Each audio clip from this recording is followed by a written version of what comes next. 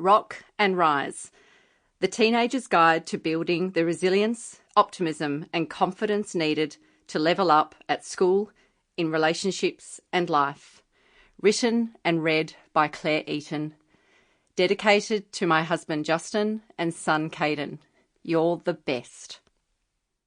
Introduction. My teenage years were awesome.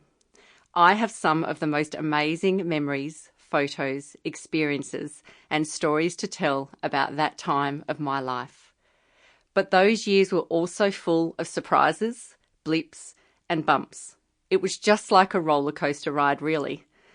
I had days and weeks when I was totally unstoppable, showing up with my fair share of sass and funk. But there were also days when I was down in the dumps, following the crowd for all the wrong reasons, and looking in the mirror and judging myself way too harshly. I also spent time wondering what was life all about. There were times when I felt rock solid in my friendships, and times I felt completely lost and out of the loop. In sport, I worked hard and was rewarded with selection for basketball teams and squads. But I also experienced the heartache and rejection of being left out of teams I desperately wanted to be in. I remember hanging out with my friends at the beach, talking to them on the phone for hours and laughing till my belly hurt. I have memories of going to concerts and singing my heart out as if this time in my life would never end. But I also recall worrying about my grades, failing tests I should have passed, doubting my sporting ability and questioning whether I should pull out of the team that I had been selected for.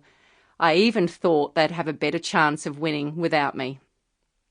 I made hundreds of great decisions and choices, and looking back, they fill me with enormous pride. But there were also monumental stuff-ups layered and scattered in between.